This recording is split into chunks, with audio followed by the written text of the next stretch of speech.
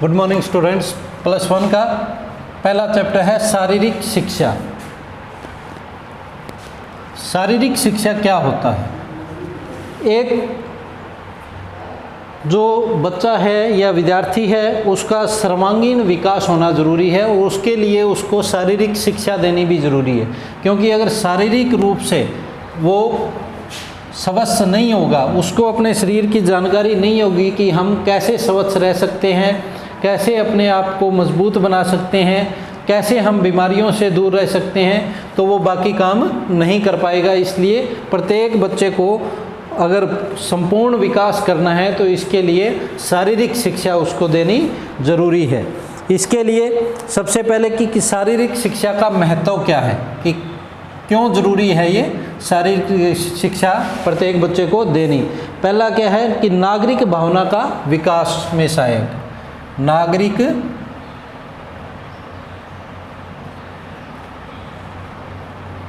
भावना के विकास में सहायक।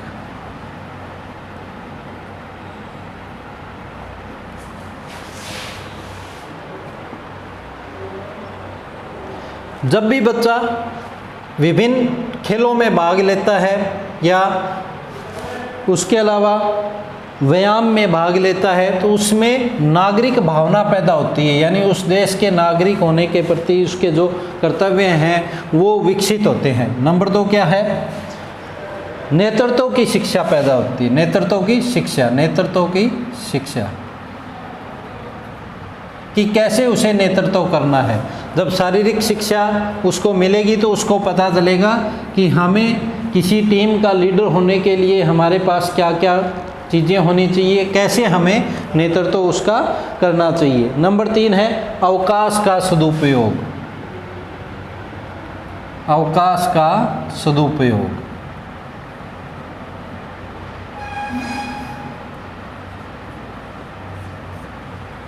अगर बच्चे को शारीरिक शिक्षा दी जाएगी तो जब भी उसके पास अवकाश होगा, छुट्टी का समय होगा, उस समय को वो प्रयोग करेगा, सदुपयोग करेगा अपने शरीर को हष्ट-पुष्ट और स्वस्थ बनाने के लिए।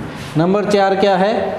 स्वस्थ व बलिष्ठ शरीर की रचना, स्वस्थ व बलिष्ठ शरीर की रचना। अगर बच्चे को शारीरिक शिक्षा दी जाएगी तो वो अपने शरीर को मजबूत बना सकता है, बलिष्ठ बना सकता है और स्वस्थ बना सकता है। इसके लिए वो क्या करेगा? सुबह की सैर कर सकता है या नियमित रूप से कसरत कर सकता है, व्यायाम कर सकता है। उसको अपने शरीर के बारे में पूर्ण जानकारी होगी, जैसे उसका स्नायु तंत्र पर कैसे प्रभाव पड़ता है, पेशीय तंत्र पर क्या प्रभाव पड़ेगा, उत्सर्जन तंत्र पर क्या प्रभाव पड़ेगा किस एक्सरसाइज का, तो ये सारी चीज़ें उसको शारीरिक शिक्षा से पता चलेगी। नंबर 5 क्या है? मानसिक जागरूकता, मानसिक जागरूकता।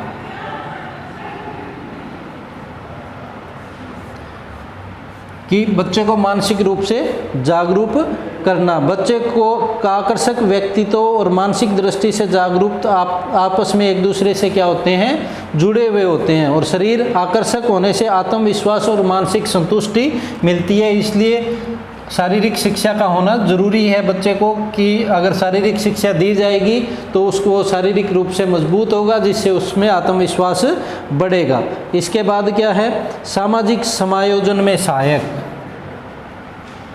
सामाजिक समायोजन में सहायक।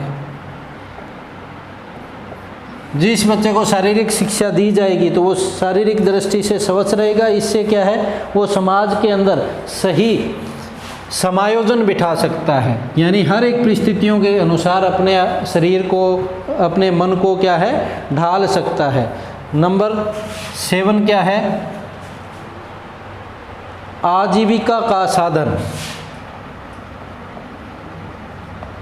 आजीविका का साधन। शारीरिक शिक्षा देना इसलिए भी महत्वपूर्ण है क्योंकि विभिन्न क्रियाओं में भाग लेने से क्या है? बच्चे कुशल हो जाते हैं।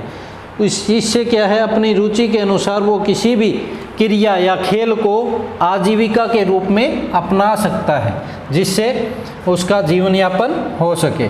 नंबर 8 क्या है? मनोवैज्ञानिक उपयोगिता।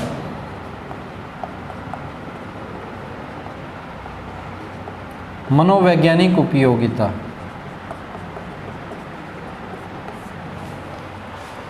शारीरिक क्रिया, खेल, व्यायाम मनोवैज्ञानिक दृष्टि से महत्व रखते हैं। क्यों? क्योंकि इससे क्या है, बच्चों के अंदर जो शक्ति पैदा हो जाती है या उनके अंदर जो विकार उत्पन्न हो जाते हैं, तो वो विकार शारीरिक शिक्षा देने से, खेल कूद के माध्यम से वो विकार अपने आप क्या है निकल जाते हैं, जिससे नई शक्ति का क्या है सृजन होता है या नई शक्ति उसमें पैदा होती है। शारीरिक शिक्षा केवल शारीरिक संपूर्णता में योगदान नहीं देती, बल्कि उसे शारीरिक योग्यता और मानसिक जागरूकता के साथ साथ उसमें कई अन्य गुण भी विकसित होते हैं।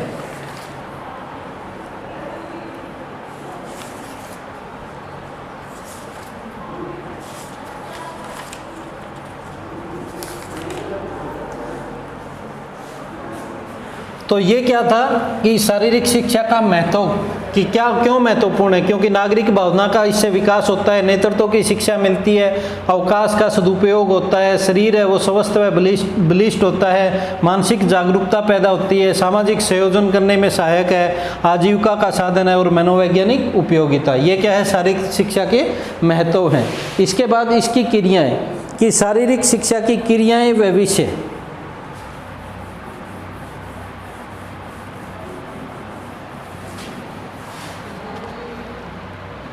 शारीरिक शिक्षा की क्रियाएं व विषय।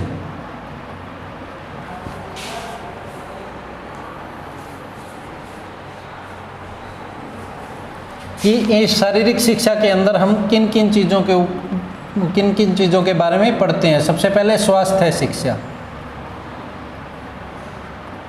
शारीरिक शिक्षा के अंदर हम स्वास्थ्य शिक्षा के बारे में पढ़ते हैं कि प्राथमिक सहायता कैसे प्रदान की जाए, संक्रामक रोगों से कैसे बचाव किया जाए, मानसिक रूप से कैसे स्वस्थ रहा जाए, पोषण कैसे करना चाहिए, किन किन चीज़ों को हमें रेगुलर अपने भोजन में शामिल करना चाहिए। इन सब चीज़ों का पता हमें कहाँ से चलता है? शारीरिक शिक्षा से चलता है कि हम अपने स्वास्थ्य को कैसे सही रख सकते हैं। दूसरा क्या है? यौगिक क्रियाएँ। यौगिक क्रियाएँ। हम अगर शारीरिक शिक्षा पढ़ते हैं तो इससे हमें योग के बारे में पता चलता है, योगासन के बारे में पता चलता है, जिसके अंदर प्राणायाम, जल नेति, सूत्र नेति, धृत नेति, इन क्रियाओं के बारे में हमें पता चलता है, जिससे शारीरिक रूप से हम क्या हो सकते हैं? मजबूत हो सकते हैं। नंबर 3 क्या है? साहसिक खेल। साहसिक खेल यानी शारीरिक शिक्षा अगर हम पढ़ते हैं तो इसमें साहसिक खेलों में हम भाग ले सकते हैं, जिसके अंदर जो जैसे सर्फिंग है या फिर वाटर स्कीइंग है, ट्रैकिंग है, एथलीट है, इन चीज़ों में हम किसी भी प्रकार का खेल क्या है हम अपना सकते हैं, आजीविका के रूप में अपना सकते हैं। नंबर 4 क्या है? आत्मरक्षक क्रियाएँ। आत्मरक्षक क्रियाएँ। शारीरिक शिक्षा पढ़ने से हम आत्मरक्षक क्रियाओं के बारे में जानते हैं, यानी हमें अपनी रक्षा कैसे करनी है, इसके बारे में हमें फिजिकल एजुकेशन शारीरिक शिक्षा के पढ़ने से पता चलता है। इसके बाद मनोरंजन।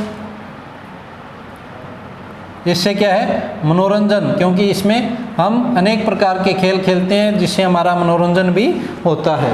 नंबर 6 क्या है? खेल कूद। नंबर 7 तैराकी से संबंधित क्रियाएं।